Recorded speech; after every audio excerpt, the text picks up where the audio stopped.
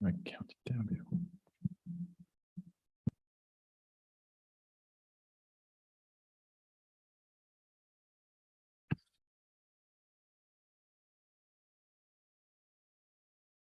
Right.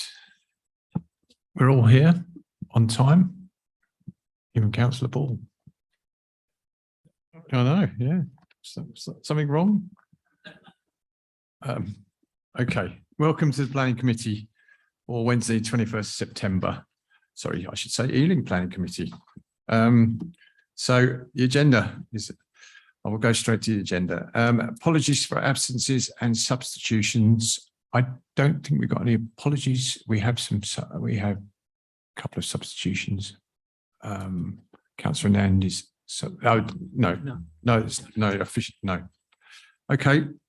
So urgent matters. I have to mention that the agenda went out less than 5 days, but with the agreement of the Director of Legal and Democratic Services, the meeting was allowed to go ahead. So I had to get that out. So any declarations of interest? Councillor Rice. Right, so I'm on the Victoria Hall Trust committee, and I've also served on General Purposes Committee when we were acting as trustees for the Victoria Hall. So for the final item on the agenda, I will be leaving the meeting and not participating. Thank you. Sorry. Councillor Mahmood. Thank you, Chair. I'm in the same position that Councillor Rice. I'm one of the member of Victoria Trust Committee, so I will be not participating on that application. Okay, duly noted. Right, minutes of the last meeting. Are they approved as a correct record? Thank you. Right, site visit attendance. Right, from my recollection, Councillor Conti, Councillor Mahmood, Councillor Martin, Councillor Padder, Councillor Rice, myself, Councillor Iqbal, Councillor Kelly, Councillor Coley, and that's it. Anyone I've missed that was on the bus? Right, thank you. Okay. So I'm going to take the order as it is printed on the papers in front of you. So we will go ahead with first one, which is planning application for Park Avenue, Southall. And we have no speakers on this, so the officer, the officer, I'm looking at the screen now. I'd like to introduce this one. Thank you, Chair. This occasion is for Park Avenue at Southall. Can you see the screen, Chair? You can see the screen, but are you putting something up? Well, yes, sorry, I'm sharing my screen now. Can you see the slideshow? Keep going, see what happens. Well, that's the first page, and then there's some. Can you see that? I'm just scrolling through. No. You can't see it yet. Okay, bear with me a second, please. Yeah, okay. We're used to this. Be with you now. Right, let's do this now.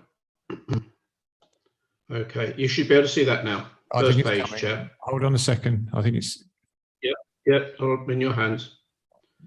I'm hopeful. Here we go.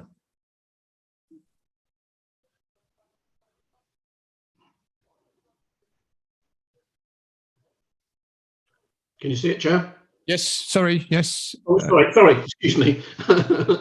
Okay, so this is the site, which is 1.2 hectares. I believe there was a site visit, Chair, so those members present would have been acquainted with it. I'm hovering over the site edge red now on the south side of Park Avenue, very close to Southall Station as well, where the mouse is hovering now. Site in two ownerships, the larger part, a yard, which is in the ownership of the London Borough of Ealing, and a smaller part, which is known as Milan Road, 23 houses, which is owned by the applicant PAH Housing. They're a housing association, Chair.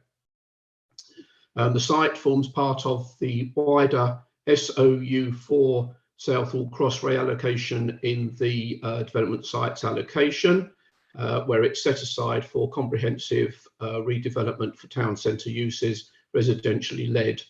I've got a small insert from that allocation in the bottom right-hand side of the screen so that you can see how it relates to the site. And you will note that within that, Milan Road is actually outside the allocation, albeit entirely surrounded by it, this being the site here. On the west side is the Gurdwara, and on the east side is a site called Southall Sidings, for which there is now planning permission for comprehensive residential development. The site allocation, it's important to note, Chair, is expressly identified as being suitable for tall building typologies. The site is part of the Southall Framework Plan location in the strategic area for regeneration, and it is also an area of intensification where it's expressly supported for comprehensive mixed use, community-led estate regeneration, of which this is a classic example, public realm investments, etc. And the site, therefore, is also foursquare with the locational compliance policies of both the London Plan, as confirmed by the GLA in the Stage 1 referral, and our own LPPG on tall buildings and the Ealing character study. So the development, sorry, getting ahead of myself, comprises essentially 3 buildings, one numbered A1, A2, A3, which is where the taller blocks sit at the back of the railway line, and then 2 smaller blocks, B and Block C, which face onto Park Avenue, and Block A1 and Block B contain the commercial or community uses proposals, which I'll explain in a little more detail now. Block heights vary between 5 stories, which is Block C, and 25 stories maximum, which is between blocks A1 to A3. So the tower elements are to the back and the lower story elements to the front, which in fact correlates to the typology that was approved on the Southall Sidings site. The development will be in 5 phases using the colour notation here, and it will be a 5-year project, Chair, starting with Block A1 and working its way across, then moving to Blocks B and Block C. Block C is the final part of the jigsaw puzzle after the housing in Milan Close has been finally demolished. And the reason why it's ordered like that, Chair, is because Milan Road is a scheme of social housing, and the tenants and residents thereof are therefore being offered the opportunity to decant into the first phase of the development, Block A1, which is an entirely London affordable rent component of the scheme. So there should, for those residents who wish to relocate, there would be a seamless transition, hopefully. And then this gives you an indication of the ground floor layout of the scheme. There's the existing access, principal access is currently here, which is shared with the forthcoming pedestrian and cycle access to the Merrick Road Bridge, and it also serves as the route through to Network Rail's land holdings here, and that would be ongoing and continuous. The scheme access is through here. It's essentially 2 ways for car parking and servicing, the car parking being in the podium area underneath this block, but it would be 1 way for refuse collection. Refuse vehicles collecting from the storage areas here would exit via a bollarded exit road running along at this point here, so they would be the only 1-way traffic. And then in more detail, the commercial element within Block A is here, and this is the area that is that the NHS CCG have an interest in and are looking to move to provide a healthcare facility within it, and discussions with them are ongoing. And then the other commercial element is this this block here. Otherwise, the development is wholly residential, and then we have amenity areas around the periphery. And then this is some detail on the landscaping projects, and you can see that there is a sort of a street approach to the core public realm, flanked by play areas on either side, and then new planting to Park Avenue, some of it to replace existing trees within a TPO. And then indicative in this corner of the plan here, Chair, is an indication of how this area to the west in due course will merge as part of the ongoing discussions with the Gurdwara to create a new public realm centred around the arrival point of the bridge and as a pedestrian-free gathering area. Now moving on, this gives some information about tree planting. I can come back to that if there's any questions, Chair, likewise with regard to trees themselves. And then this image gives you an idea of the massing of the blocks. This is Park Avenue here to the front. So Block A1 is the first part of the development with the tower blocks, as I said, being we're on the railway side, and then the lower blocks facing onto Park Avenue, much the same way as they are within the consented scheme on Southall sidings. And then for context, the permitted schemes around Merrick Road and the business centre that are coming forward. And then there's some imagery. These images are in the report, Chair, so I won't spend too long on them. But they're located as well in the report, but they give a sense of how the scheme will sit within the wider area beyond the site. And then moving along further closer to within the scheme, this view here along Park Avenue, for example, with the lower story block on the site of the Milan Road housing. And then this is just for information. Essentially, we have 83% dual aspect properties, 1.7, so that gives you around 85% dual or triple aspect. And of those 15% that are single aspect, they're primarily west or east facing. And then the 10-year splits within the blocks, as I indicated. So this brown colouring here represents block A1, into which residents currently living in Milan Road would be offered to decant, with the commercial within the lower floors. And then the other colours are blue, or this sort of grey blue is the open market sale. And then we have intermediate open market sale. And the scheme proposes 50% affordable housing by habitable room, Chair, in London affordable rent, and intermediate, which at the moment is proposed as shared ownership. But as I'll come on to a little bit more detail about the proposals, Chair, the applicant as a housing association are looking to try and change typologies in due course in the intermediate, and will actually be looking to introduce London living rent units in place of those. But there will never be less than 50% affordable housing within the scheme, which has been tested by a viability exercise. There's some information on rentals, Chair. We can come back to that if members have any specific questions. And then we have areas of amenity space. And as you can see, during the summer months, the yellow areas indicate those areas of good sunlight, more than 2 hours on any day. So the spaces will always be attractive and usable by residents. Separation distances, they're the distances that the committee would normally expect to see, a minimum of 20 metres. So the blocks are 28 metres face to face. Where the distances are less than 20 metres, they do not involve direct overlooking between adjacent flats. So there is no obvious issue of direct overlooking. And likewise, the separation of distances to housings on the other side of Park Avenue is within our normal range. We've had 13 objections to the application, Chair, 2 of support, which are listed, and I've set them out here, but there's no need for me to go into detail as you wish. And then there is a list of 13 public benefits of the development, which are essentially revolve around the key components of the allocation and what the scheme is expected to do, making full and effective use of this brownfield allocated site, significantly increasing the supply of new dwellings, particularly family housing, a minimum of 50% affordable housing, which obviously is a substantial, very substantial increase on what we have at the moment. There's 223 affordable units proposed in place of the 23 existing, small new typologies and tenures, space for small businesses, and hopefully, if discussions proceed satisfactorily, with a new healthcare facility, new employment, significant new public realm and open space, and significant new tree planting and safer access for pedestrian and cycle safety. And then the briefing note, just an update in there. And I would draw members' attention, Chair, to the additional reference to the viability review periods. We have, not only do we have an early and a late phase viability, but we're actually proposing that each phase of the development of the 5 phases, as they come forward, there would be a viability review at the beginning of that phase, looking at the potential for additional affordable housing. So we don't need to wait until the end of the scheme, Chair. There will be a constant process of review and updating, which officers particularly welcome.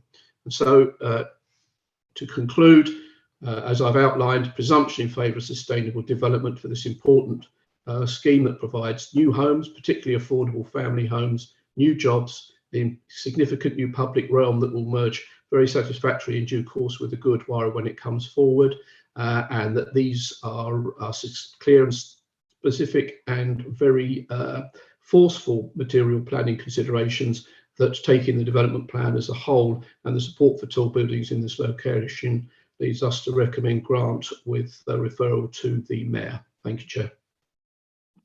Thank you, Greg. Thank you very much. Okay, so I'm going to, as normal, go through questions. Please have your questions ready. I don't really want to have to come back to people unless they've got a response to the question they don't appreciate.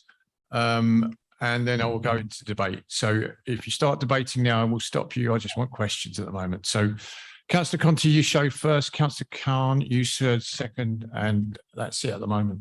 Thank you. It was just the point I raised when we were at the planning site visit about the residents who already live on the site that potentially will decant. Obviously, at the moment, they've all got parking spaces. And as we saw on Saturday, most of those parking spaces were in use. It was just that if, obviously it's understandable that, you know, for potentially for new residents not to get parking spaces, but for residents who are already there, would there be an option, or could there be an option that they would get a CPZ permit for this, either for the surrounding roads, so they don't lose out, or some sort of parking provision on site? So it just feels a little bit unfair that they will lose what they've already got. It's not that they're going into a development knowing that there isn't parking.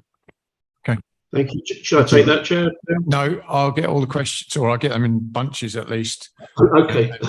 We'll come back to you, Greg. So, thank you, Chair. Being a ward councillor, I have had with my being a ward councillor of Southall Broadway, where this premises is. I have had a meeting with the residents. Now, after listening the officer's explanations, I'm quite satisfied that all the amenities are there, and they have also allocated for the health plot for the health as well. Yes, question. I'm happy with. I'm happy. Okay. Do you have a question, Councillor? No. Okay. I'm not sure who was first there, but Councillor Rice. Thank you. One thing that has struck me on the site visit is just seeing the houses that are due to be demolished and just how new they look. And so I just wondered about the kind of history behind making that decision, because some people will make the argument that demolishing newer buildings is not particularly eco-friendly approach to actually developing. If, you know, in order to maybe counter any kind of concerns that people might have, do we have plans in place in order to, for example, properly recycled materials from there? And do we know much about what the kind of the impact, the environmental impact of that will create? And also about the cycling, if I may ask, because it does look like that we're very dependent on the Gurdwara in terms of actually providing the cycling facilities that are going to be needed, the actual space for the cycling and everything else. So just wondered if what we could really input into this and actually say that what is actually on the way via the Gurdwara proposal as well, and whether we can actually be very, you know, we can actually just rely on that to provide what we need for this particular development. Thank you. Councillor Coley. I'd just like more details about the healthcare centre. As they said, it might not go ahead. So I'd like further details and what amount of commercial space we have and what is the intended use of that commercial space or possible use. Right. Thank you. Okay. For use. Okay, Councillor Kelly is. If any more, I'm going to go to Greg after Councillor Kelly anyway. So hold that, Councillor Mahmood, and I'll come in the second round. Okay. I'm trying to bring up the point on my laptop, but I don't have it. But I don't want to get into methodology, but I really, there seems to be these arbitrary sums. The one that sprung up at me was 20,000 for a pedestrian crossing. Now I know that's sort of the cost of them roughly, because we had that at ward forums where that's but you know what happens, you know, 2-3 years down the line when it's installed, you know, is it 20,000 and that's it, or will they pay for the pedestrian crossing that we have to have that's up to standard? So that's just the point on that one. But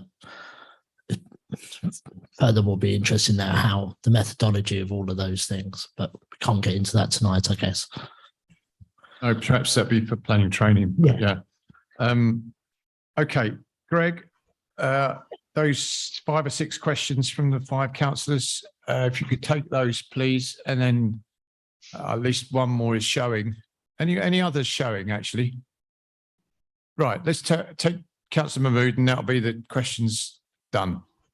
Councillor Mahmood, go on. Thank you, Chair. This is not the question, just a clarification about orientation about the site. So that's I just wanted to know the food bridge, like Councillor Rice raised that point. The iron food bridge is the boundary of this development and beginning of Gurdwara land. Is that my understanding, or is that the fact? Right, we can take those in the order they was given. I presume, Greg, can you? Yes, I've made some notes, Chair, and hopefully I've got them right. So, so Councillor Conti was asking about resident parking.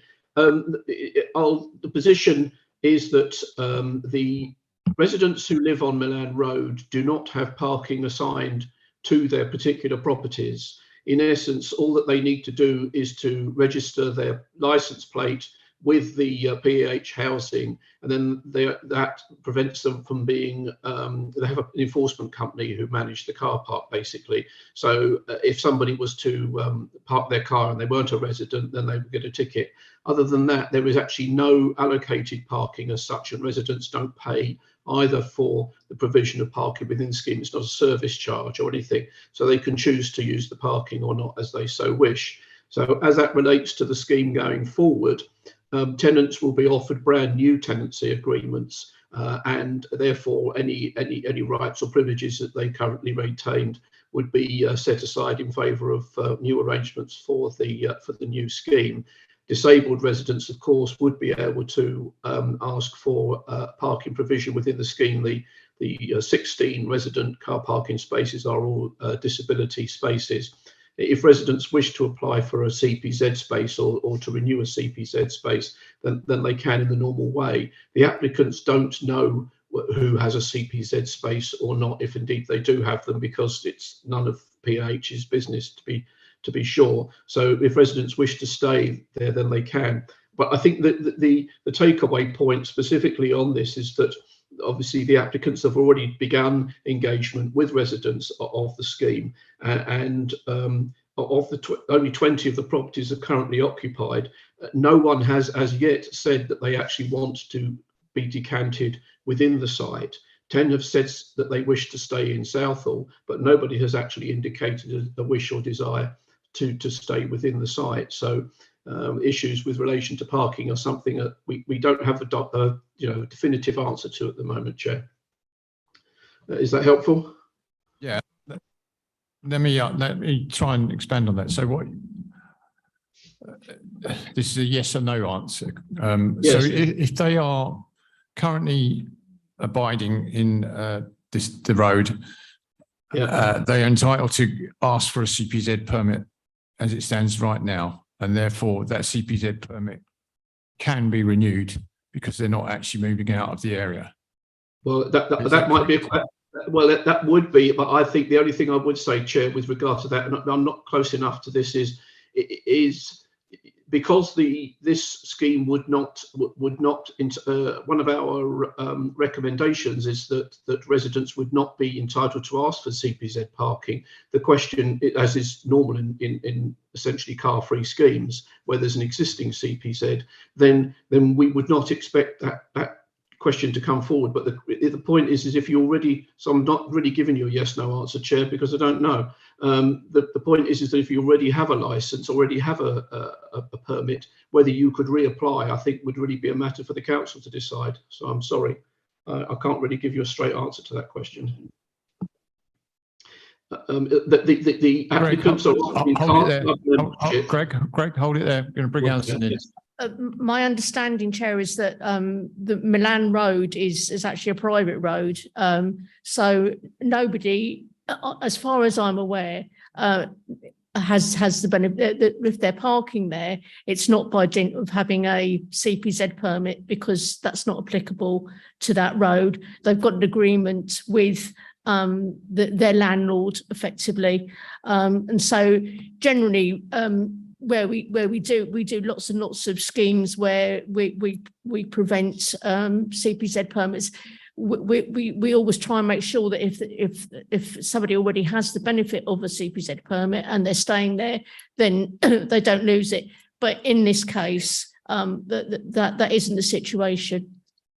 So can I just make a very small point? You can, Councillor. It was just that, but that's slightly different, isn't it? Because if they're not eligible for a CPZ permit now because they have parking provision, and then that parking provision is being removed from them, and then they're not entitled to get a CPZ either, I thought that's a bit grossly unfair. I understand, obviously, why everyone else in the development who are going to be completely new tenants will not be getting it. But these people who, for whatever historic reason, have parking provision provided, and I know that it indicates actually none of them want to decant anyway, but I'll be wondering whether that's maybe because potentially they will have nowhere to put their car, maybe.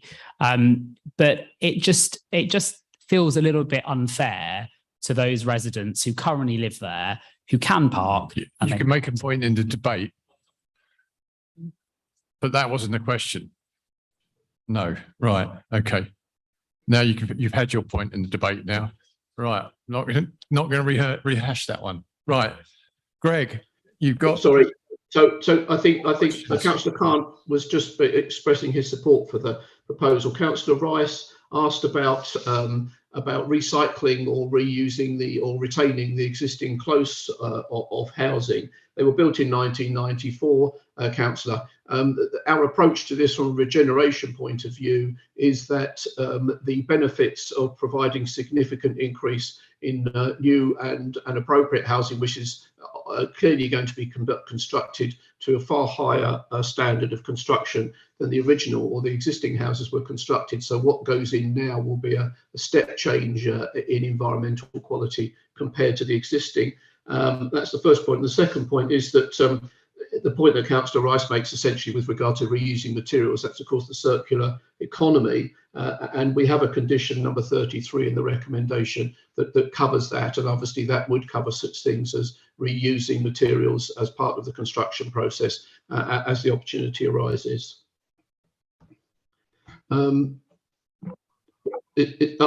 Councillor Rice, I think, also made a point about cycle parking. The scheme consumes its own smoke in terms of cycle parking. It is not dependent upon the Gurdwara for cycle parking. I've got up on the shared screen at the moment the ground floor plan, and if I hover the mouse over these particular areas here, these will indicate the areas that are set aside for cycle parking. And Councillor Rice will note that some of these are larger for taking larger bicycles, family-sized bicycles, for example, and then there's more parking over here. But the cycle parking provision is fully compliant.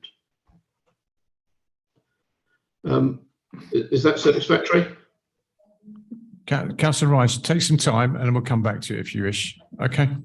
Okay. Right. Councillor Coley asked about the health care facility within here, and we are really in the hands of the CCG and the applicant using their best endeavours to reach an agreement with regard to that. As officers, we are very, very keen to see this come forward as well. So we've offered every assistance that we can to try and promote that within the scheme so far as we can within town planning terms.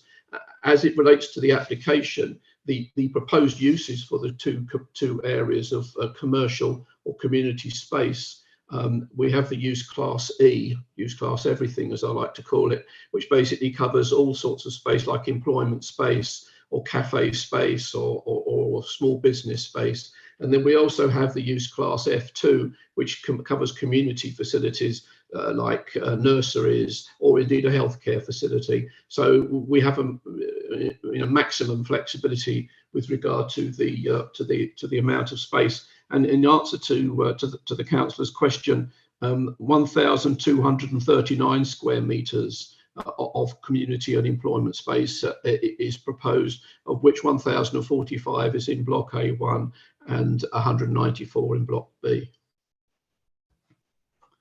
Councillor Kelly, about the pedestrian crossing, if it's not Yes. now, Yes, we got the right amount of money for it in 3 years' time. I think it was the question. we have to bear in mind, Chair, always that in any contribution to off-site works, particularly off-site highway works, it is well settled practice that a developer can only make a contribution, because unless he is solely responsible for that particular activity. And of course, there would be a wider community benefit from having a zebra crossing within the scheme, then you could only ever ask for a proportionate amount. The applicant has offered to have a zebra crossing, but it's the view of officers that we need to look at that provision in the context of what comes forward with the Gurdwara site, because there is actually an excellent opportunity to really think about how we improve pedestrian access around Park Avenue in this area, and indeed its association, for example, with the Avenue Road junction. So we see that figure that's being proposed, it's not the whole sum, Chair. You'd be looking at in the order of more than £100,000 if you were doing it expressly for the scheme. And I know that figure, Chair, because in fact that is the provision that's within the Southall Sidings planning permission. So we've already got a zebra crossing coming forward in Southall Sidings, but a few hundred yards from the site. So we see the £20,000 as being a useful pump priming contribution, and it'll go into the pot and will be used in due course as part of those wider public realm improvements. And then I think lastly, sorry, is that all right, Councillor Kelly? Yes, move on, Greg, please. And then lastly, Councillor Mahmood, I think, was asking about the orientation of the site. So where I've hovered the cursor here now is where the Merrick Road Bridge lands on the site, and you will see it actually lies just outside the site. What the applicant has proposed within the scheme, in fact, is the cycle lift area. That will be the contribution that's being offered will go towards the provision of that. And then the ramp, when that's the pedestrian ramp that is constructed, will of course come forward in due course as part of the Gurdwara scheme. But there will, there is scope, in fact, to get that activated now for cycle access as part of the scheme. But importantly, a significant part of the public realm that will really make the best of the bridge when it comes forward, Chair. Okay, Councillor Rice. No, it's open. Yeah, sorry. I know you've answered all the questions. Councillor Rice is a little perplexed, so I think she's going to come back. It was only because I'm looking at more kind of the cycle infrastructure generally, because it does seem to sound on page 55 of just the singular report here that that future development will be secured in conjunction with the Gurdwara development, and when it comes forward, including space to accommodate the bridge there. So to me, that just implied that we were relying on the Gurdwara future development coming forward in order to provide the cycling infrastructure that we needed. That's why I just wondered really what they had in mind. I don't know how much of that you may have just already explained by talking about. Well, I was going to say, Councillor, I think I might have accidentally sort of answered your question. I think that's what I'm wondering, actually. Yes. So okay, yeah, well, I'm happy to to expand if it helps. But I think what we're looking at is the fact that the bridge is not on the application site, but the points at which it can touch the ground so that people can get onto it bear partly on this site and partly on the Gurdwara. But this scheme is actually sort of enabling the cycle lift provision to come forward. Okay, thank you, Greg. So from the questions, we'll move into debate. Please indicate. Councillor Ball. Yeah, thank you. I agree with the point that Councillor Conti made. Do you want to bring the mic a bit closer? There's a lot of people can't hear you. Yeah, I agree with the point that Councillor Conti brought up in questioning about parking for any existing resident who decides to decant. It does seem because they have parking currently. The scheme proposed is a no-car scheme apart from disabled spaces and visitors and so on. So it seems like the only way to, to not detriment them would be to give them and only them access to CPZ permits. So is that something that we could condition? Alison, I don't think that's a condition in our hands, is it? I'm not sure how that would actually work in practice, whether it's something that the developer would have and we would have sufficient control over going forward. So I'm not sure. Are you suggesting that certain residents should have access to CPZ permits somewhere else in the borough, or no, within the roads or CPZ that this is included. So the CPZ area that's covered covered immediately around it. Yeah, that's right. Yeah. I'm just wondering how enforceable and practical that would be, and how long that would go on for in terms of actually being able to name particular residents. Not impossible, but I would think very difficult to draft and enforce. It's a pity you didn't ask that under the questions, though.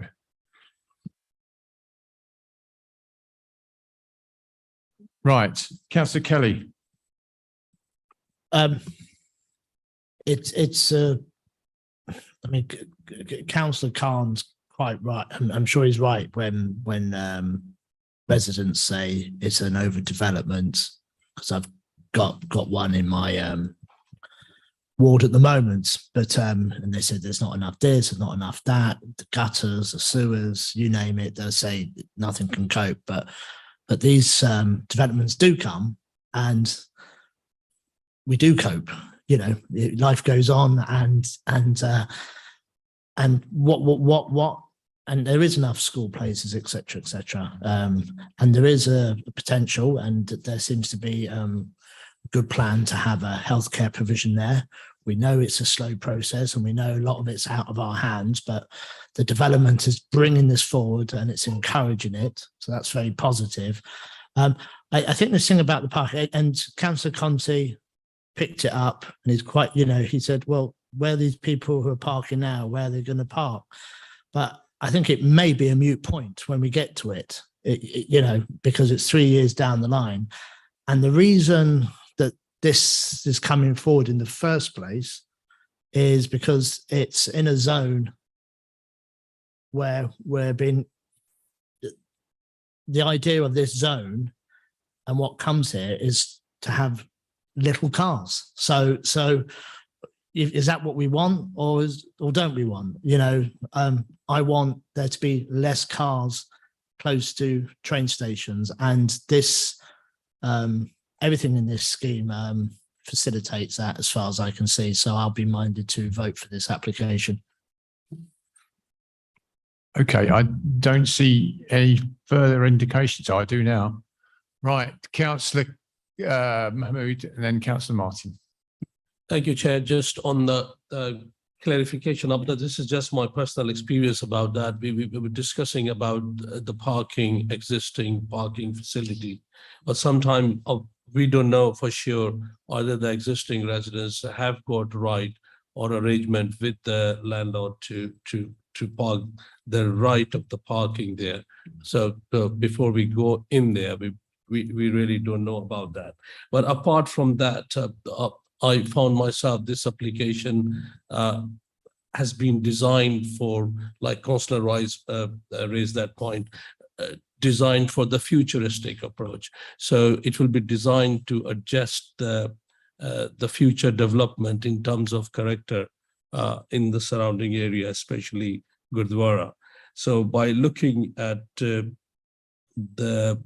significant housing arrangement in terms of affordable housing, creating new houses, I will really and beneficial for broader community, I would mind it to approve that application, Chair. Okay, thank you. Councillor Martin. Thank you, Chair.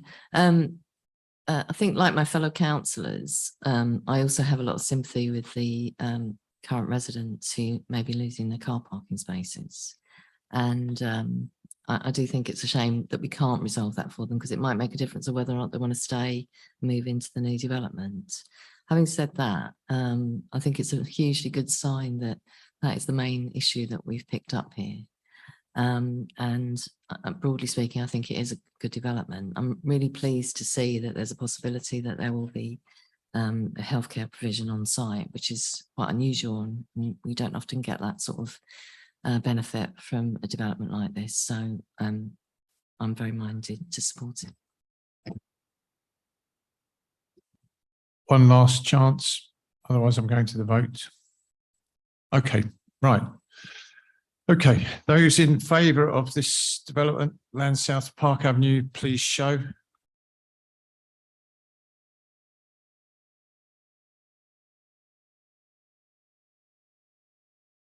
That was unanimous. Thank you, everyone. You can lower your hands now.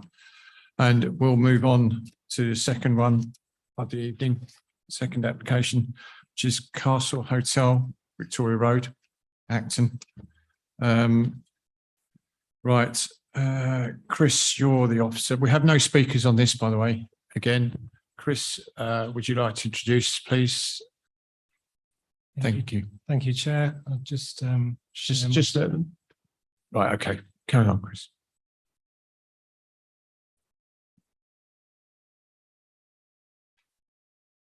Okay, there we go. Thanks very much, Chair.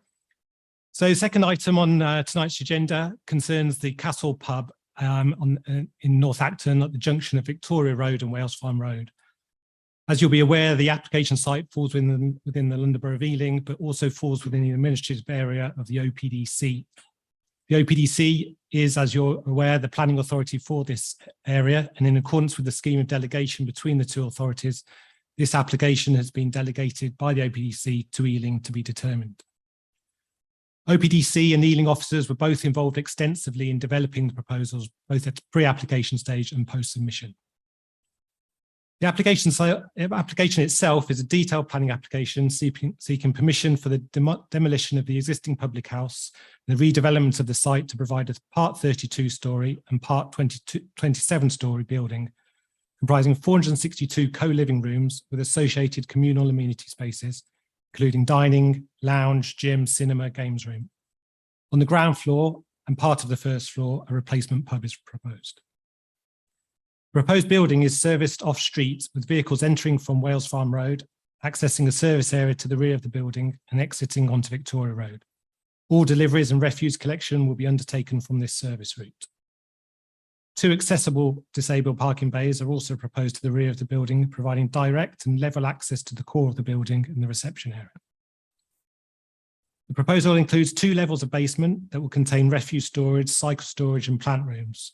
The cycle storage is accessed direct from the street via a dedicated cycle lift. A total of 414 cycle spaces are proposed at basement level, with a further 20 short stay spaces proposed within the public realm of the building. In addition, the applicant proposes that the co-living accommodation will also be served by a cycle hire scheme that will make cycling even more accessible to future occupiers. In respect of the proposed public house, this obviously replaces the existing pub on site and results in a small uplift in floor area when compared to the existing provision. The proposed facility also includes a first floor area that is capable of being separately accessed.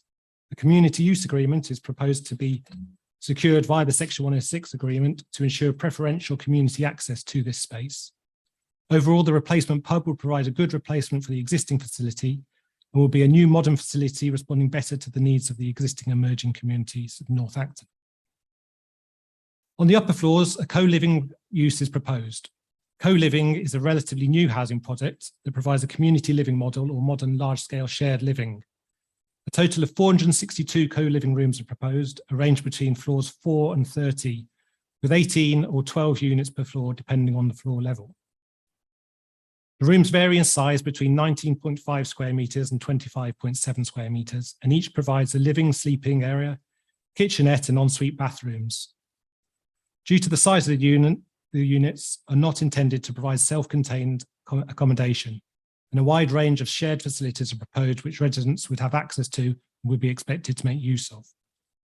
Overall, both the quantum and quality of the co-living accommodation is considered to be good and compares well with other recent co-living products in other boroughs, and also responds well to GLL policy and guidance. In respect of the architecture, the proposals have been the subject of extensive and robust consideration by officers from Ealing, OPEC and the GLA, as well as being referred to the OPDC Place Review Group and Community Review Group. We believe the result is a well-designed building that uses good quality materials and detailing, responds positively to both the immediate townscape, contributes positively to the cluster of buildings in Northachton. Specifically, a lot of attention has been given to the appearance of the pub use at ground floor level, and the result is an attractive building that reflects traditional pub designs through the use of coloured glazed bricks. The pub will provide a welcoming and community-focused base to the building that will enhance the street.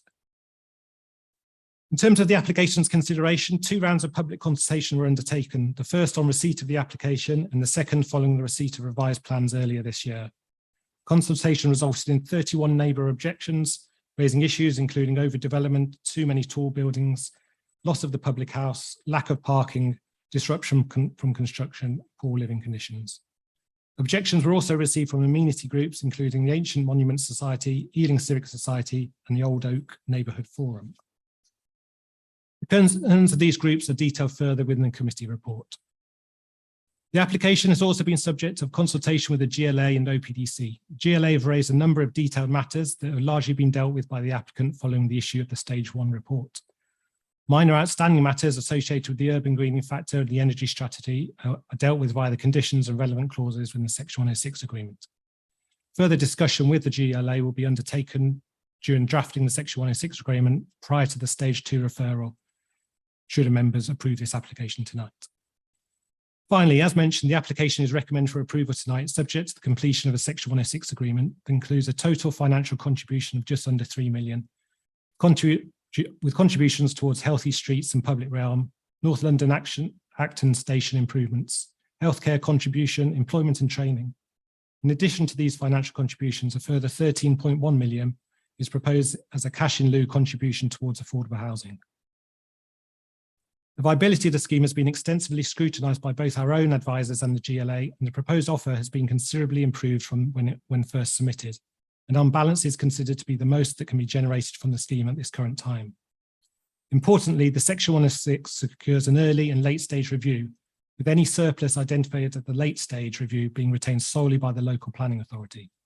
This is important as it will allow a more accurate review of the various inputs, ensuring the development generates the most benefit for those in most housing need. Before I finish tonight, I draw members' attention to the briefing note that includes the correction of an error in the committee report, further representation from Old Oak Neighbourhood Forum, a comment in relation to a pre-app at the neighbouring site recently submitted, and the proposed addition of 2 further planning conditions. Thank you very much, Chair. Thank you. Thank you very much, Chris. Right, you know the score. Questions first, and then we'll go into debate. So, Councillor Ball, I'll take it this way. Councillor Mohammed, did you have your hand up? Oh, so, yeah. Okay. Oh, blimey. Right. Hold on. Yeah. Put your hands up, please.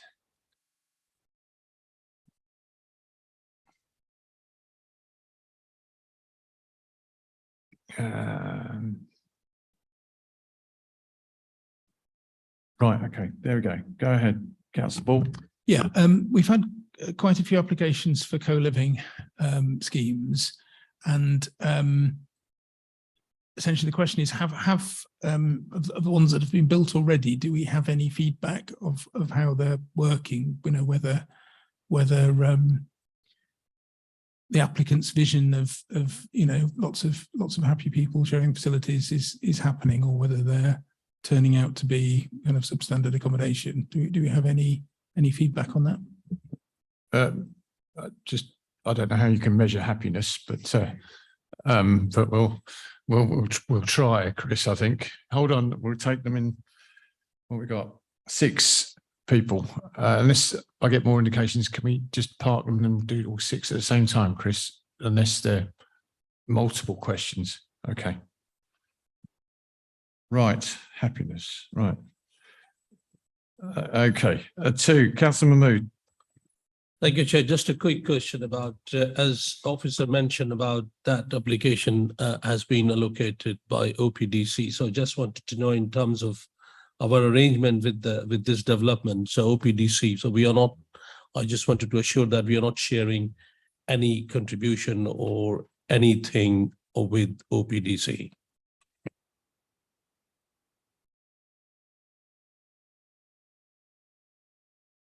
Thank you. Councillor Nand. Thank you, Chair. If I may, I have 4 questions stroke clarifications. I may bring you in after this, Chris. No, they're short. They're short. The report actually identifies the wind effect on one location within the report.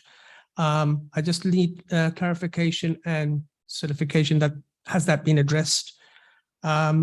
Second point I have is that in the, I think it's page 2 of the report, it identifies the mayor picked up some issues the reply within that was that most of the issues, I quote, most of the issues have been addressed where practical. So what does that actually imply?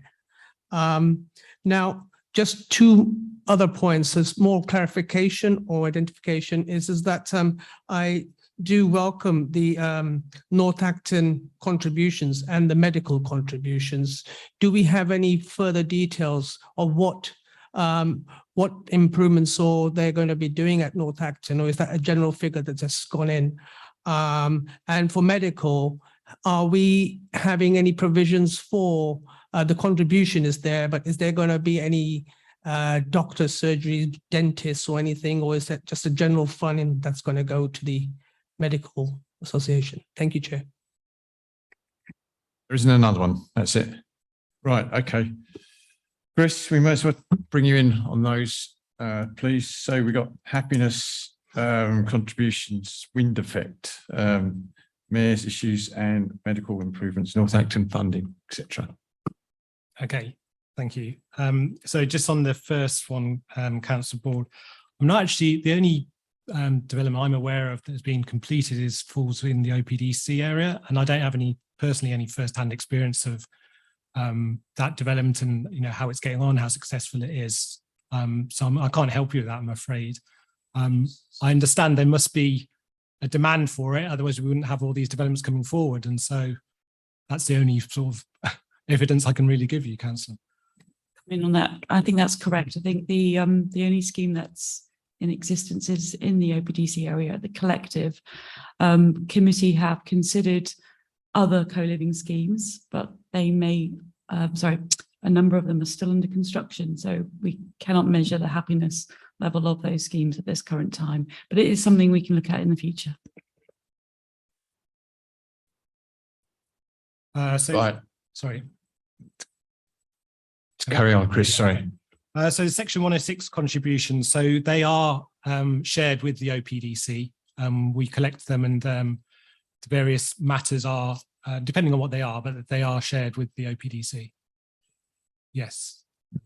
I'll just say on that point, they are shared, but agreement about how contributions are spent is agreed between the authorities. So there are processes for that, and there will be, going forward.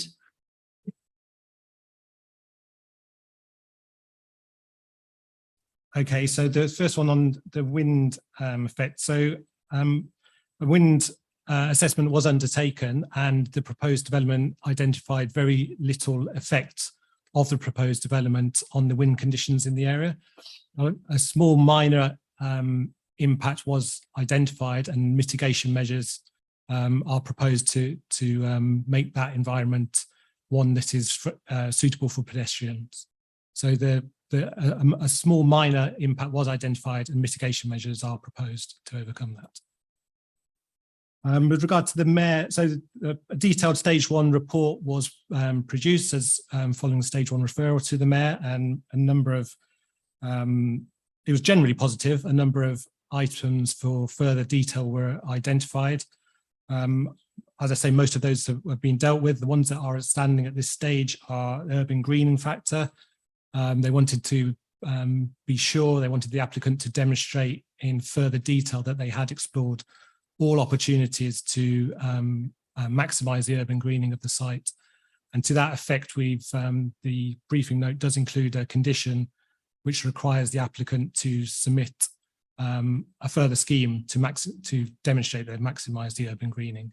So that was the one issue. And then there was another minor issue relating to the caveat value of trees to be removed, to ensure that the proposed trees being replacing those trees are of equal value. And again, the applicants have been doing some work on that, and the scheme does propose 6 replacement trees, which are considered to be of equal value to those which are equal or more value to those which are being replaced. And then the last comment was just about the healthcare contribution. So the CCG is a standard consultee on applications such as this, and they requested a financial contribution, which we've secured as part of this application. I don't have details at this stage what that contribution will go towards, but it will go into a pot for schemes to be delivered in the Northachton area, and then the OPDC area after that. Okay, then we move on to Councillor Coe.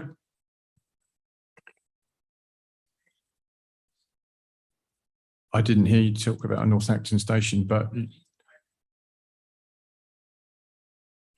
no, you can do it now because then your questions are done.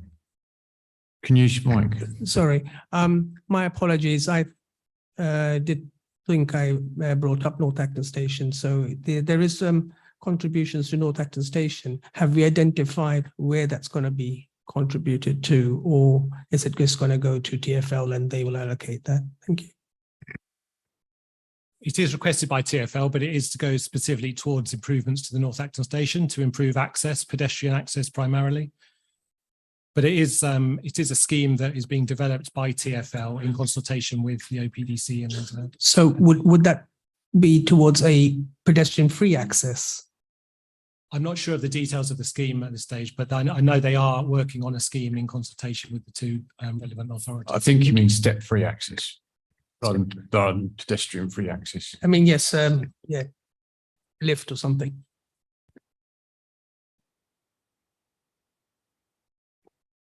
Right, Councillor Coley next. Okay, a little bit saddened by the fact that there's a sharing of the contribution with OPDC. Wasn't aware of that. I'm glad Councillor Tariq Mahmood raised that point. I want to know, as you made it quite clear that these are not self-contained accommodation, and rightly so, I totally agree with that. I just would like to know about the kitchen facilities, cooking facilities within the building. How are we allocating? Is it one kitchen facility between 5-6 people, or what is the ratio?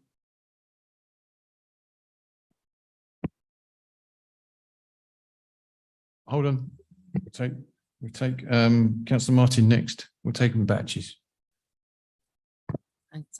I've got a couple of questions. One is about the affordability of this co-living product. And if you can give us any indication of sort of rents that people might be paying and whether, you know, they're benefiting financially from this arrangement. Because I'm just trying to think why co-living? One of those reasons might be that it's a cheaper product.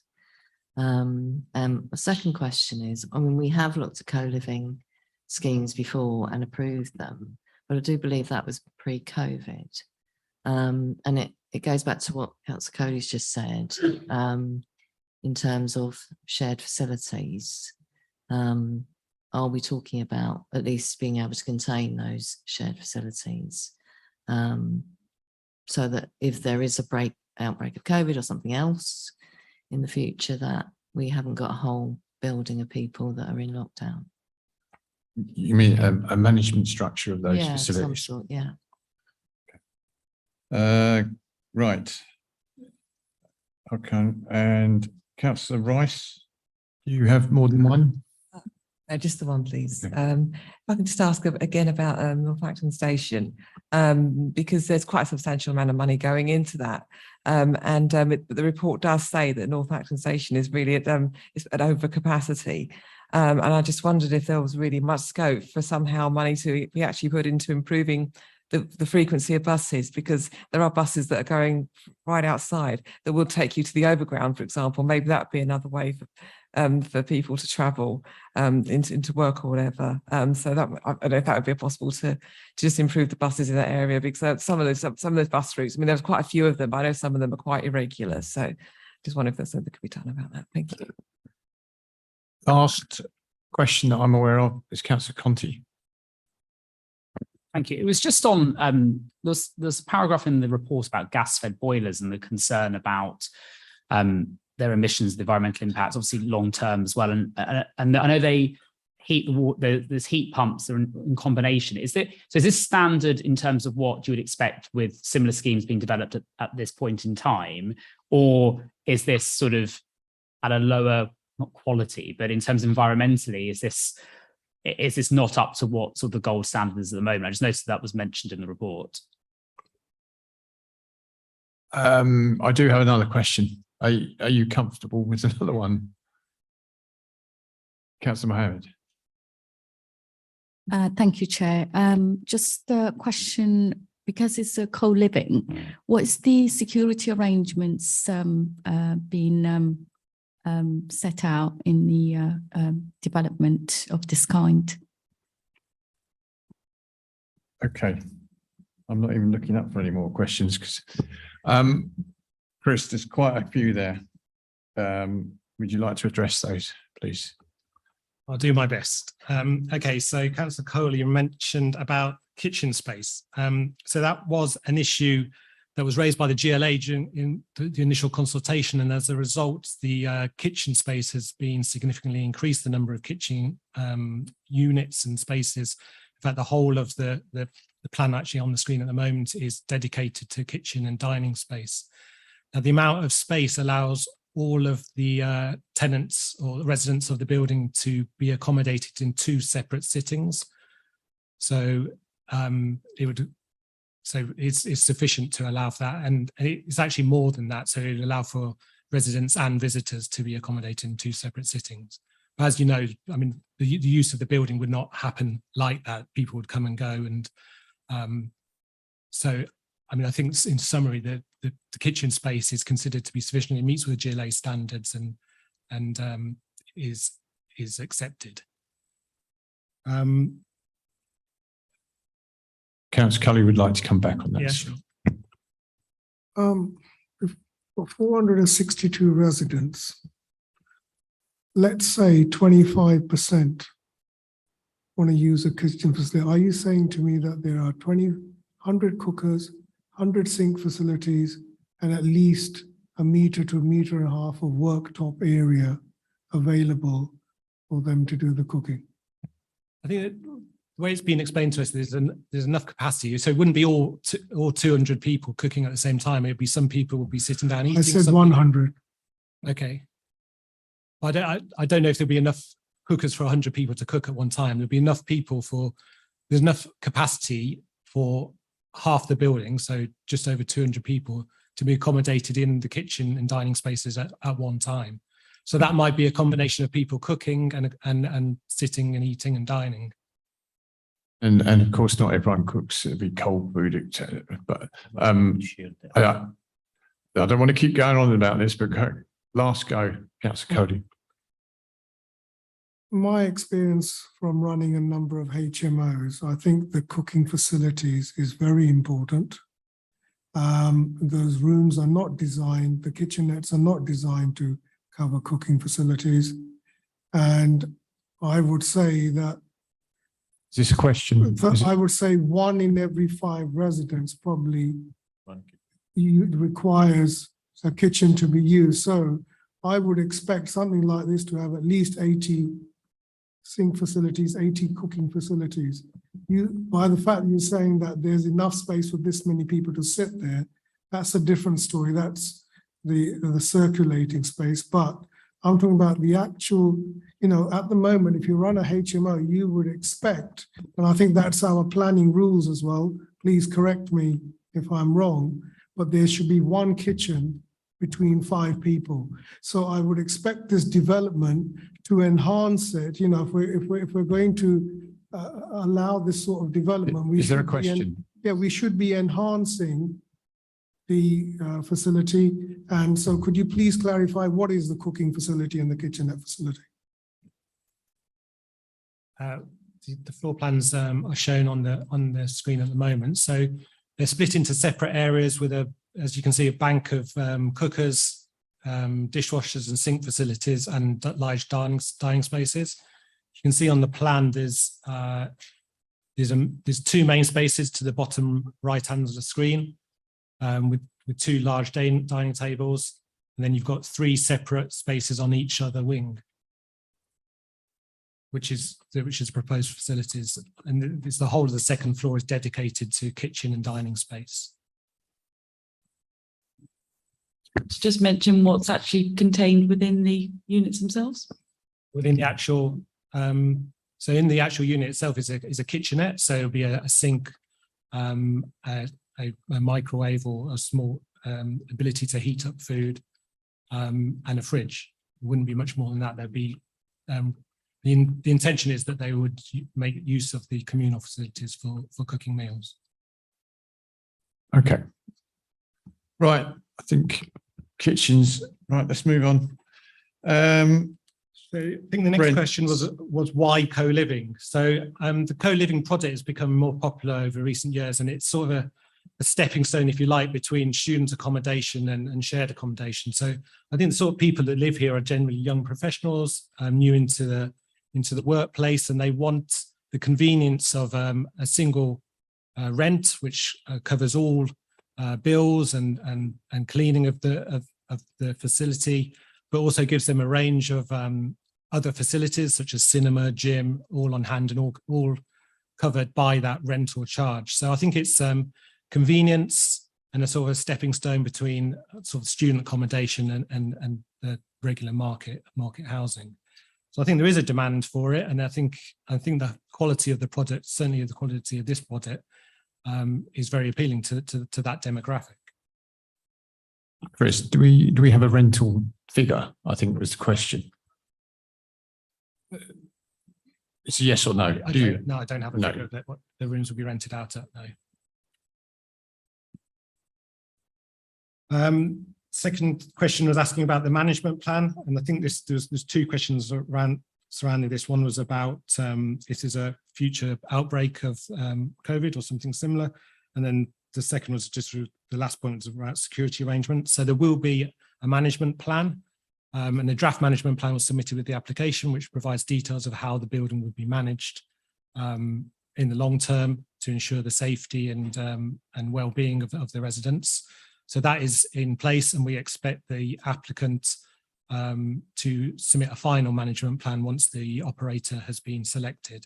So I think that deals with how the building would be managed, how the safety and well-being of potential residents will be taken care of.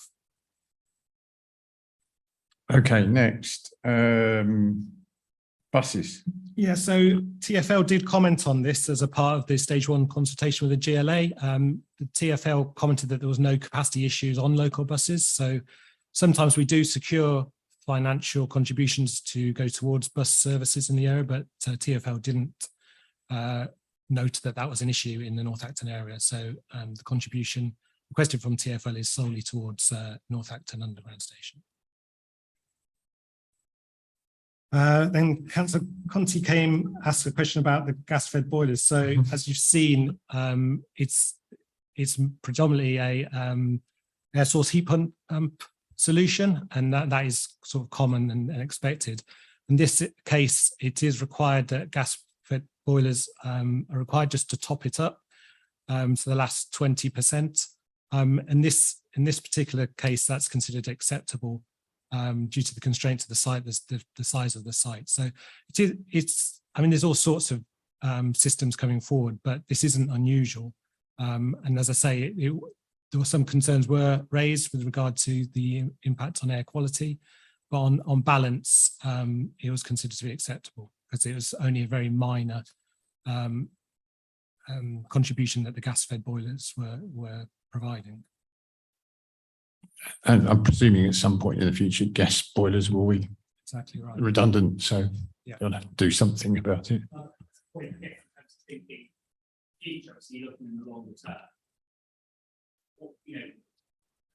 terms of the alternative, solar panels on the roof or etc. Mike, Councillor Conti. Have all the other options been explored, I guess, in terms of looking for an alternative of technology that's currently available? Yeah, I mean, like everything as part of this scheme, it's been heavily scrutinised, and there's been extensive meetings between our energy advisors and theirs to ensure that this is the best that the scheme can put forward at this current time. So yeah, I'm confident and comfortable that we have explored all options. Security arrangements. So it's just coming back to my earlier point about there being a management plan. So there is a central reception area where all residents would come through, which would be manned 24 hours. There would be, as I said before, a management plan which would detail how the building's managed, security, CCTV fee and all those sorts of issues. So yes, there would be a management plan. That's the last of the questions. So I'm opening up for debate. Councillor Kelly, Councillor Rice, I've seen your hands. Hold on, I haven't looked up since. Councillor Conti, Councillor Ball, Councillor Mahmood. Keep your hands up, please. Councillor Anand, Councillor Coley, Councillor Martin. Right, let's start. Councillor Kelly. Yeah, OPDC, I think that's what it's called. I'm not sure what it stands for, but it's existed for quite a while. And we are where we are here because of the OPDC.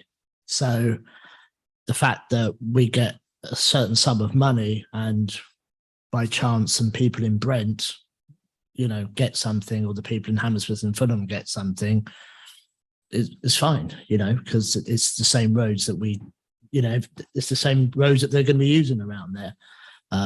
So we shouldn't sweat it. There's no reason to not consider this application. And when something gets built big up at the top of Old Oak Common, that big development, there's going to be money there, and some of that money will get spent in Ealing. So, you know, it's all good. That's, you know, that's cooperative working, I guess, and can't keep it for ourselves. Councillor Cody was quite rightly scrutinising the kitchen provision, but I don't believe it's I think it's more than adequate because of the model of people living there. You know, it's not designed for everyone to be cooking every night, family meals, etc., etc. You know, people will be coming off from Northachton station, going to the gym, eating downstairs. You know, it's that stepping stone, as the officer said, between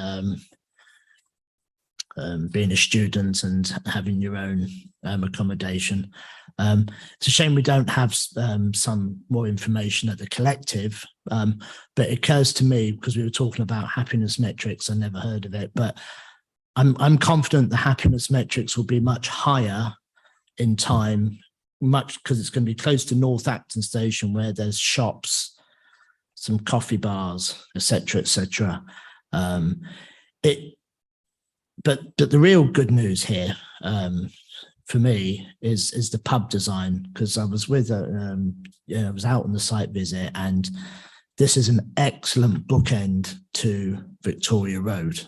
It's well in need of it. It's a bookend building that will stand out. The design of the Castle pub, in my view, it's way overrated. The mock Tudor design is my least favourite design. Not that I'm an architectural expert, but this design seems modern, functional, and will bookend Victoria Road, and actually will actually bookend Wales Farm Road as well.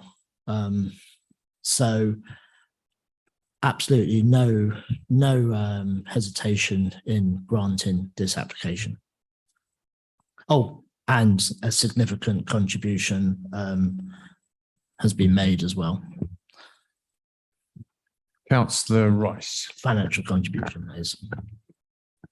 Thank you. I was to say, as someone who's lived in HMOs, which is why I just see this as some kind of real kind of proper significant step up from HMOs.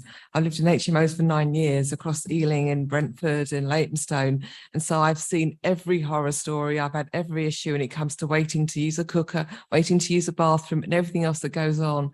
And so I can definitely say that this is something that just would have made life so much better and so much easier for me back then to actually lived in somewhere like this. And this is really this is something that we just need to aim for. There are a lot of people out there who probably are living in very inadequate accommodation who deserve something as good as this. And we keep talking about students, young people, young professionals, It's not really about that. If you really just read and find out what's going on with the market out there at the moment. I mean, even when I was living in HMOs, we're talking about pre 2005, that there were people who were perhaps even like 10, 20 years older than me back then. And now we're in a situation where there are a lot of older people are having to live in house shares in HMOs. We're talking about 40s, 50s, 60s upwards. And so it is becoming very much something that we do need to think about for people across the board, especially as there are more issues with house prices and people being unable to get onto housing ladders or find somewhere to rent on their own. So I think this will eventually, we will see that happiness, because this is going to be an awful lot better to live like this than to live in some of the ways that we traditionally have put people through who can't actually afford their own place. Thank you. Thank you, Councillor Rice. Councillor Conti. So I have to say I'm slightly in two minds about this site. I think there's obviously a number of things for it in terms of the type of accommodation and the facilities and everything that it offers. I guess one thing that struck me on the site visit on Saturday was obviously how developed that area is already. And in terms of cramming in another very large scale building. And, if you look at it in pretty much every direction there, you've got, I think just on the opposite side of the road that they're just constructing another, I can't remember how many, I remember asking on Saturday, I can't remember how many stories that is, but another very tall building. And it's, if there's any area of the borough that's already extremely developed, this is probably it. And I'm in two minds about actually whether, to support another building of that scale on a very small piece of land, on an area that's already heavily developed. And so I'm still in two minds. I'm going to listen to what other people are saying as well. I haven't quite made a decision on it. Right, thank you for that contribution, Councillor Conti. Councillor Ball. Yeah, my biggest concern is the loss of the existing Castle pub. I mean, clearly it's good that there's a pub going to be re-provided, but the existing pub is locally listed and it provides some much needed historic character in an area which is, largely being replaced by new build. There's no evidence being provided that the pub's been marketed, and that's says on page 19 that no evidence was provided. And I know, anecdotally, I've visited it a few times over the years, and what was happening is as more and more blocks of flats were built, it got busier and busier. It used to be a really quiet pub, and it actually was getting busier and busier. So it seems to me that it's one of these situations where the site is worth more as a development site than as a pub, but it's perfectly viable to run it as a pub, which was what the policies are supposed to lead to. Also, the affordable contribution seems inadequate. So it says on page 26 that it equates to 15.5%, which is already low. But then the report explains that actually the amount would only provide 33 social rent homes, and that's on the back of the 462 co-living rooms. So, it seems to be a very small affordable contribution, and it would be a lot less than if there was a conventional residential scheme. Finally, the GLA response on page 12, let me read it. Where are we? There we are. Yeah. So it says that the scheme could be justified, that the loss of the locally listed Castle Public House would be justified by public benefits of the development and the resolution of issues raised in relation to co-living, residential design, quality and affordable housing. Well, I think that the public benefits of co-living is something which hasn't been well established yet. I mean, we don't, I asked my question earlier on about whether we've got, evidence on how existing schemes are working. We really don't. And concerns have been raised about the number of cookers and so on, about the quality of this, and certainly, is that providing a good enough public benefit to be worth that the loss of the historic pub, which, as I say, it's one of the last bits of local character in the area. So I'm minded to refuse it. Councillor Mahmood. Thank you, Chair. Just quickly, it's already been mentioned by my colleagues, but I welcome to the relocation of the pub, and we welcome this type of co-living development in the area, which is, I think this is the first in the surrounding area in Northachton. And if you see the recommendation and no objection from the review, design review panel and community review panel, that they are welcoming this development. So and by looking at the significant amount towards affordable housing, and Section 106 has been already mentioned, that I think that type of co-living project bringing more prosperity in the borough and more jobs in the borough and more stability in the borough. So I think we should welcome these type of co-living project in the borough. So I would mind to approve that application. Thank you, Councillor. Councillor Anand. Thank you, Chair. I know this area very well. I live very close to it. A few years ago, I would have actually had a big debate about the tallness of this building, how high it's going. I think that's accepted in Northachton right now. But the problem I'm faced with is that there is no structure about the infrastructure. There is many applications have come forward from Northachton. And I still see hardly any change of Northachton Station, except for a petrol station, which was quite convenient for lots of people, being taken away, and we have a square.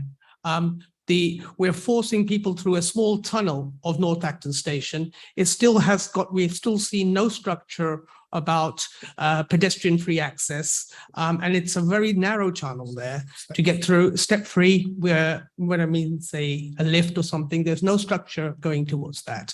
I again see no increased doctors' surgeries or anything that's happening in that area. The money is going to OPDC. I think soon we won't be even discussing these applications because it will be OPDC that decides their own applications. However, and we are also losing a pub. I'm not really worried about the pub as much because we're getting another pub. I welcome the design. I do welcome, I can't comment on the co-living part of it, but as I've heard from my fellow colleagues, it's a much better improvement than the HMO scenario.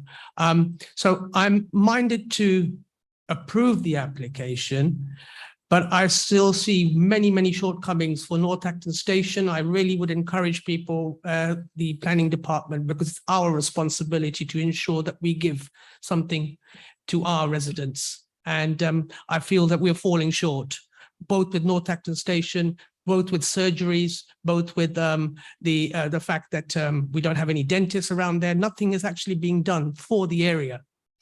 So that's my concern, but I'm still minded to consider approving. Councillor Coley. Thank you, Chair. My opinion, in terms of the massing and bulking of this building, I think it's absolutely appropriate for that site when I look at the other buildings nearby. So I do welcome this application. I also welcome the fact that we're replacing the pub with another pub. Might be slightly smaller, but the design of it is obviously meets the needs currently and going forward. And with the broken housing market, I think we should encourage co-living accommodation, although I'm still slightly concerned why the developers could not answer a simple question as how many facilities, kitchen facilities were present, which was, I don't know why that is that being avoided or not being answered purposely. But I can tell you that between when people get back from work, there is a high demand for kitchen facilities. And I would have hoped that they would have used an appropriate ratio. But having said that, there is a tremendous demand for this, and the contribution which is being given is definitely welcomed. I'm minded, on balance, to support this application. Councillor Martin. Thank you. So notwithstanding what I said earlier on about concerns about what happens if we have another COVID outbreak or something similar, broadly speaking, I support the concept of co-living. I know there's a demand for it. I've worked at universities almost all my life. And from a student point of view, I think it probably is aimed mainly at students, it's transiting to perhaps a more grown-up version of student accommodation. My concern is I don't understand where it fits in the terms of affordability. And therefore I don't understand why we haven't asked for a 50% contribution to affordable housing, which I think we should have done if this product isn't sitting somewhere as a more affordable range of living. And without that information, I don't think I can make a decision. So I think on that basis, I'm going to abstain. Okay. I can't see anyone else indicating. Right. And if the co-living scheme comes up again, we'll try and get both of your questions answered. I can't answer them tonight, unfortunately. We don't have the knowledge up here. Okay, so right, on that, I'm going to go to the vote as I no more indications. Right, all those in favour, all those in favour of this scheme, please show.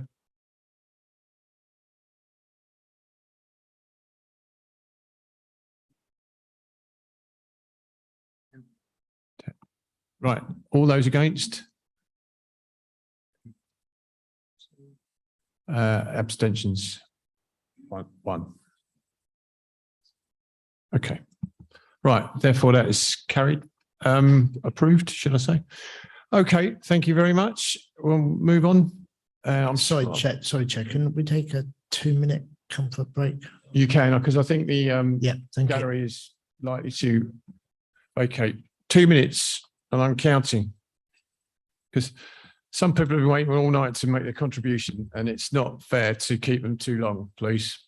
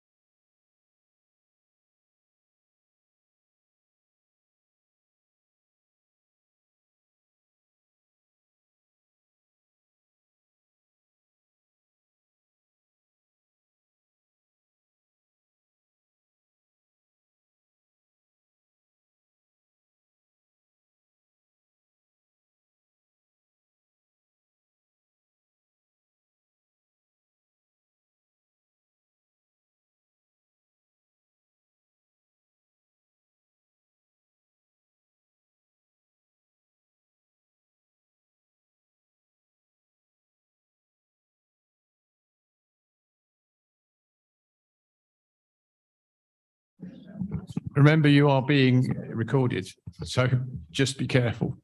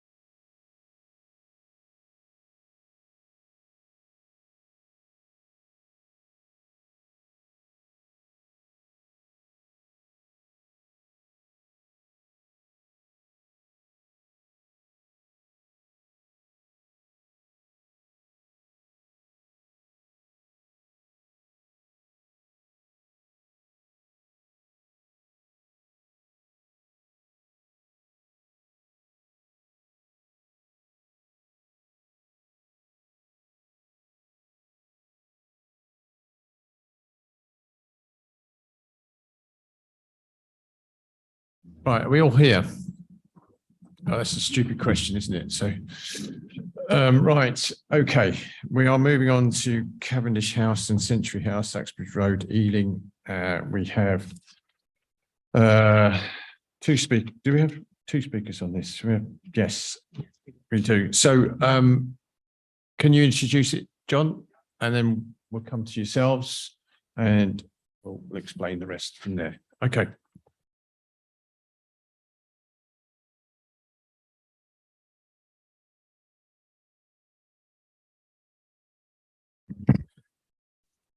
This application relates to two adjoining office buildings in Ealing Town Centre on the south side of Uxbridge Road, almost opposite Percival House. It's brought to the Planning Committee because the total office floor space in these two buildings is over 3,400 square metres, which exceeds the 2,000 square metre threshold for delegated decisions involving offices. The proposal is for the change of use of these two large office buildings to a flexible mix of education use for the University of West London, along with offices for that institution. All of Century House and 1/3 of Cavendish House would be used for teaching use and the rest for university offices and staff. These are the two buildings in question. The site is within the Ealing Town Centre office corridor and forms part of a wider development site allocated for office-led redevelopment. However, that allocation is quite old, and the properties were described 10 years ago as largely outdated buildings, offering generally low quality, outdated office accommodation. Now, these office buildings have been vacant for about 3 years. The applicants have provided evidence of active marketing of the properties for over 2 years, and there has been no interest in occupying these properties as offices. The only interest has come from the University of West London, which sought to buy them for its own occupation. The university is planning to relocate 125 of its office staff from its site at the Paragon campus in Hounslow, as well as all the office staff from Villiers House in Ealing Town Centre. So the proposed use will bring about 209 professional and academic jobs. This number is comparable with job levels achievable from typical occupation of these buildings as offices. There would also be 402 students on the site. The development would have no significant impacts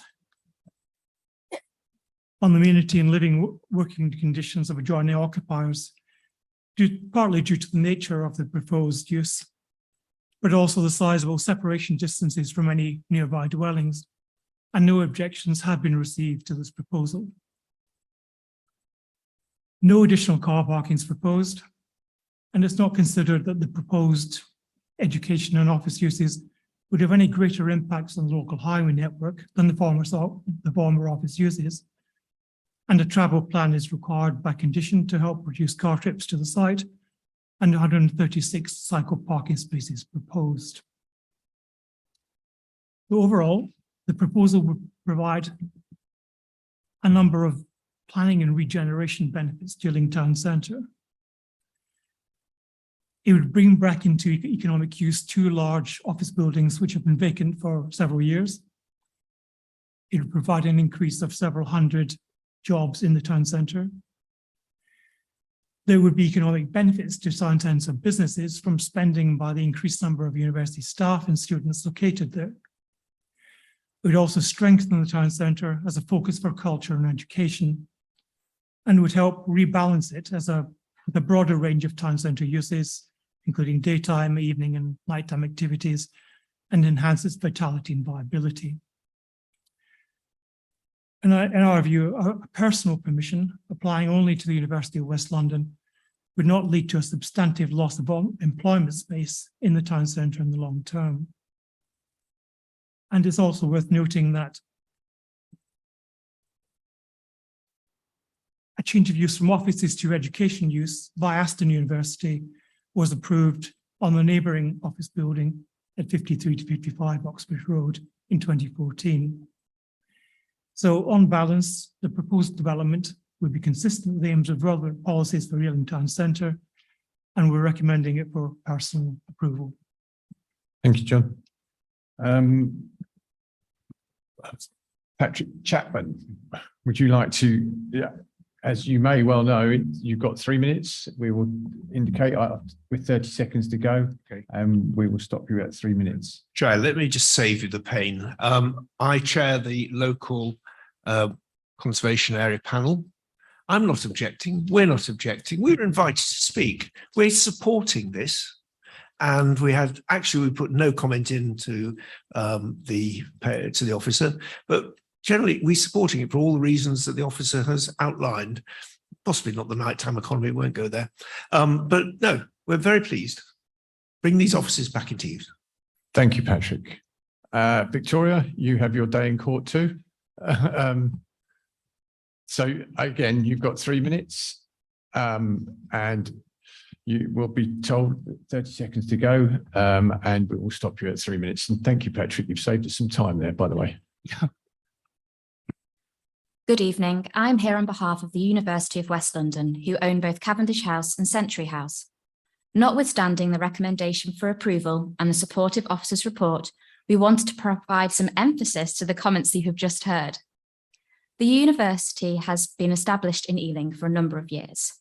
This change of use application is simply required to allow educational as well as the existing office use in the existing buildings. This will be a personal permission, so the flexibility we are seeking will only be for the university.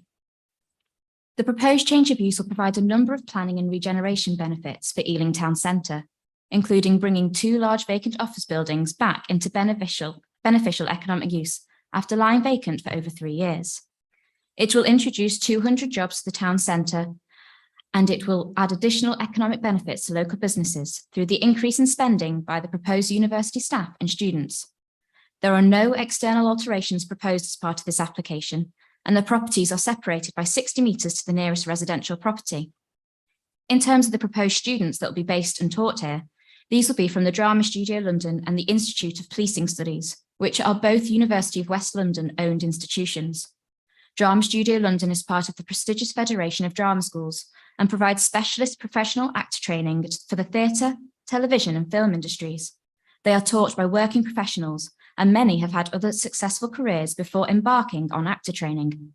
As a result, they have a mature understanding and approach to their learning and conduct. The Institute of Policing Studies holds the contract for training police officers for the Metropolitan Police Services. Student police officers are serving police officers. The MPS have set clear expectations for student officers, including codes of conduct, and students are expected to represent the MPS at all times. Therefore, given the mature nature of all proposed students to be located in the existing buildings, no disturbance to neighbouring properties is anticipated. There have been no objections received in response to this application. Only support has been shown from senior council officers as well, via a number of pre-application discussions. In conclusion, this is a good news story for Ealing Town Centre, and I hope every one of you here this evening will want to support the senior council officers and the case officer's recommendation for approval. Thank you. Thank you very much. Again, saved us some time. Thank you. Right. Okay. I'm minded that we have a supporter rather than objector, which is a very unusual happening in this room. Right. I'm going to ask if anyone's got any burning questions. Shall I move to the vote? Does anyone want to contribute to anything debate-wise, or shall I move straight to the vote? You're not going to be very popular, Councillor Kelly. I'm going to say this in the debate because it's not a question, so I don't want an answer, but I'd like to understand maybe further down why this sort of thing does come to committee. Sorry. Okay. I welcome the contribution from Mr. Chapman, you know, in support of it. It's surprising, but very nice. Thank you. Oh, yeah. Okay. You seconded me then. Right. Let's move straight to the vote then. Oh, sorry, Councillor Nan. No, all right. You preempted the vote there, the hand in the air, right. Okay. All those in favour, please show. No, that is not a surprise. Okay, unanimous. Thank you very much. I haven't missed anyone. Everyone voted for it. So thank you very much. Thank you. And that's that. Cavendish House and Century House approved. So we move on to the last but not least, two councillors are actually getting to go home early. So, sorry.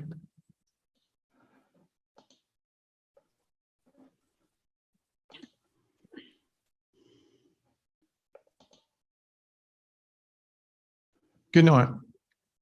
Thank you very much, by the way.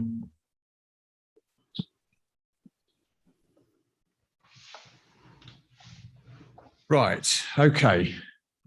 We've got Greg, haven't we? Again. Greg, you're online. Don't sound so enthusiastic, Chair.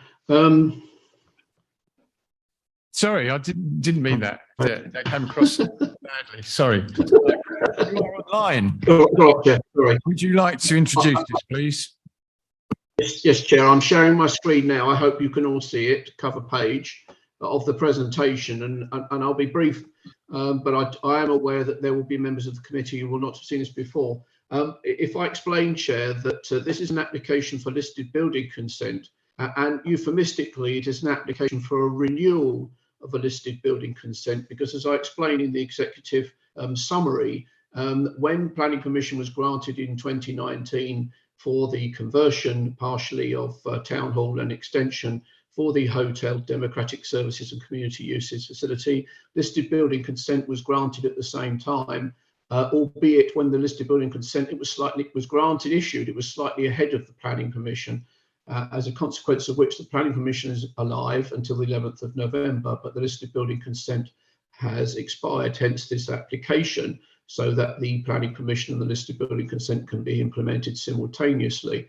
The core point in this, Chair, therefore, is that what you have before you tonight is exactly the same as the planning committee had before it in 2019, and is exactly the same as that for which the extant planning permission exists. With that in mind, I'll run briefly through the proposals, Chair, which obviously, as far as a listed building consent application is concerned, involve both alterations, extensions and demolition. Members are well acquainted with the location of the Town Hall and its relationship to the conservation area, and the uses that were identified in the permission using different colour codes to distinguish, with council retaining the wing and those within it for its democratic services. Can you hear me? Where the committee is tonight.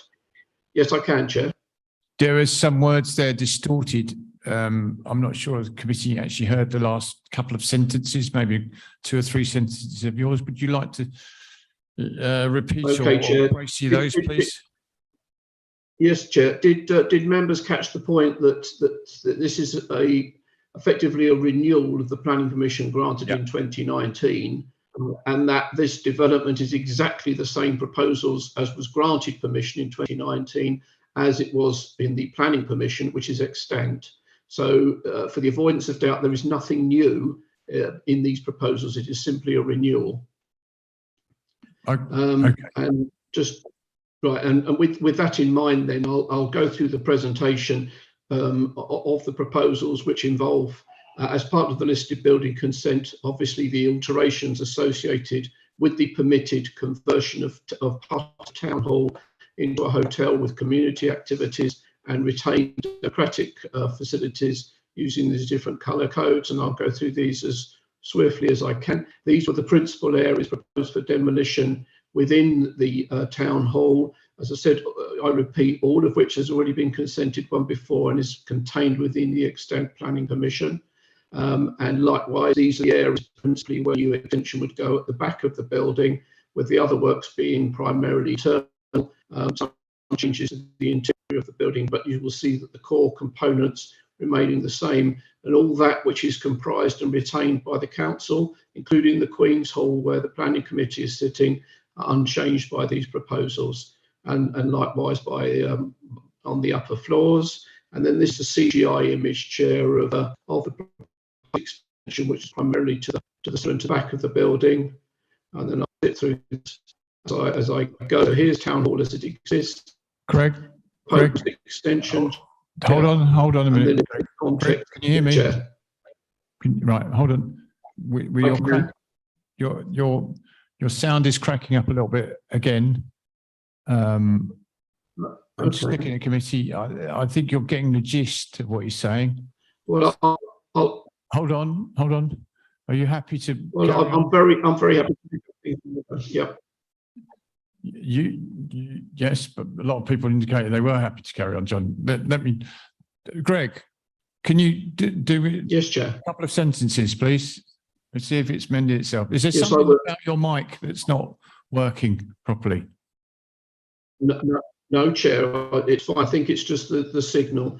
So I'll zip through the drawings, bearing in mind, as I say, these are the same that already have the Planning Commission, and ask detailed questions if any members want them. What I think it's important to do perhaps is just to address key points of procedure as it relates to this application. So whilst we have objections from the community at large, we also have them from the National Amenity Society. Greg, can you hear me? Yes, can you hear me? Yes. Right. Yes. We have your presentation here. What I've been told is if you stop, is that right? If you stop presenting, we can present it, then you'll have bigger bandwidth, and therefore you will hopefully be able to hear you a bit better. Okay. Right, Chair, I'm stopping sharing. I've stopped sharing. Sort it out right now. If you can pause for a second or two, we'll come back to you. No problem at all, Chair. Okay. Thank you. I think, Chair, what I can do is while Jack's sorting out the imagery, I think if members have got the point, Chair, and you can hear me clearly now, that this is exactly the same development for which Planning Commission and listed building consent was granted in 2019, then what is before committee tonight is in effect whether there have been any changes in policy or other considerations in the meantime that require it to be reviewed afresh. And as I make clear in the report, the only material change in the interim is the adoption of the London Plan and the inclusion of policies in relation to tall buildings, which was not, although not a London Plan policy at the time, nevertheless was a policy in the core strategy. And as I set out in the report, this town hall in its metropolitan centre location is precisely the type of location that the council would expect to see tall buildings being constructed. That's the first point. The second point then is that in the context of the other test, which is cumulative impacts with other developments, that has also been assessed in relation to the redevelopment of civic offices, Percival House, and that's been assessed by the council's independent heritage consultant, Alan Baxter, and has also been reviewed again by Historic England. And so I'm going to try and bring this to the end, and perhaps, Jack, if you'd be so kind, just to go to the last slide. We've got the slides up now. I'll go to the last. Yeah. So if you go to the last slide, please, Jack, which is just the summary points. Go down to the bottom if you can. Yeah, we're getting there. We're getting there. Hold on. Right. Thank you. We are there. Okay, so the key points for committee therefore are: this is the same development granted permission in 2019, and I should add that the Secretary of State did not call that application in last time, notwithstanding an objection from the National Amenity Society, the Victorian Society, that the consensus of advice from Historic England and our heritage consultants, Alan Baxter, is unchanged. There is still less than substantial harm to the significance of the temple or other heritage assets, and the overall conclusion is the clear public benefits and heritage benefits alongside heritage and planning policies are that this important town landmark Ealing town centre, the town hall, will not suffer unduly, and accordingly the recommendation is to grant as set out in the report, Chair. Thanks, Greg. I think the committee heard all of that. I think there was some. There was some repetition, and I think the points were made more than once. Yes, I don't think we lost the points. Okay, good. there. I hope not. Anyway, right. Patrick, you've waited very patiently. You've got 3 minutes. You know the score, and at 30 seconds we will. Okay, thank you, Councillor. As I said, I chair the local conservation panel, which is one of the consultees that council should listen to. I took over from Corinne Templar, who is a fierce advocate for our heritage. Now, the conservation panel will take a different view to what you've just heard from the officer. Yes, it is exactly the same as the previous application in 2018-19, but the rules have changed. The London plan, the council's own management plan for conservation areas has changed. So I'm sorry, the officer is wrong. Now, from the point of view of where we are, let me just put it this way. It's about the principle of demolition. I'd ask you, if this was the Taj Mahal and you wanted to knock down a side of it and put up a glass office, would you like to do that?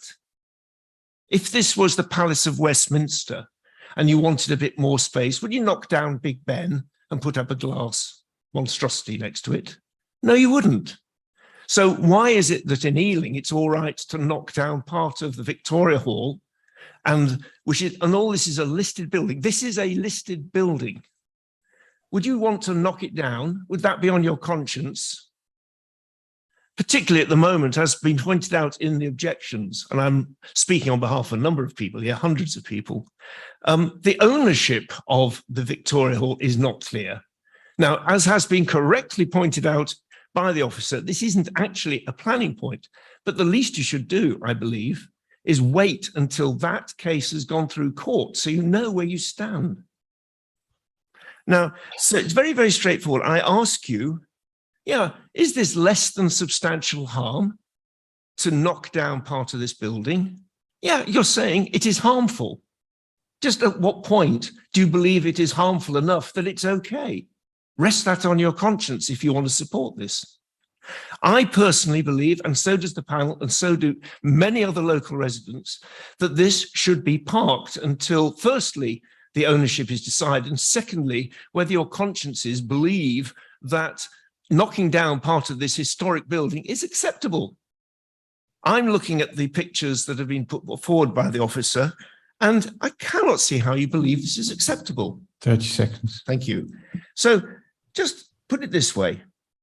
If there are other societies like the Victorian Society and the Council for British Archaeology saying, don't do this, why do you want to do this? It will be architectural vandalism if you approve this.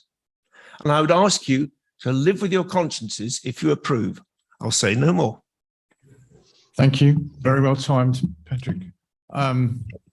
Okay. Right, questions. Any questions from the committee? I'm not seeing any questions, indications. All right, I'll open it for debate then. Anyone wishing to debate?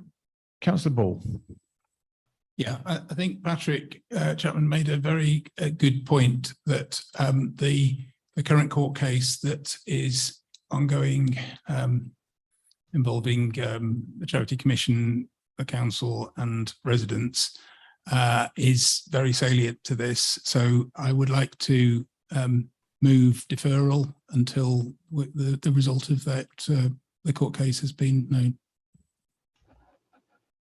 Okay, right, I'll go to the vote on deferral then. Those in favour of deferral? Those against?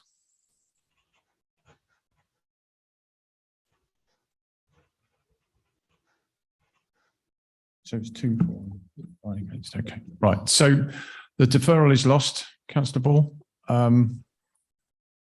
We move on to the debate. I do not see any indications of debate here. Right. So on that, I will then move straight to the vote. Okay. All those in favour, please show.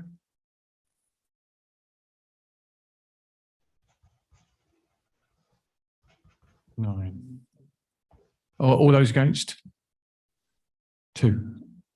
Right, therefore, this is approved. Okay, thank you very much. Thank you, Patrick. Thank you, Greg. Thank you, Chris, and thank you, John, in his absence. Date of next meeting is sometime in bloody October. Hold on a second. Date of next meeting, 19th of October. Some of you will be here, some of you won't. Okay. Thank you. No, that's not a threat. That's a reality. That's just a reality of the committee makeup. Right. Thank you, Alison. Thank you, Alex. And thank you, Jack. Sorry. And Cornelia too. Thank you.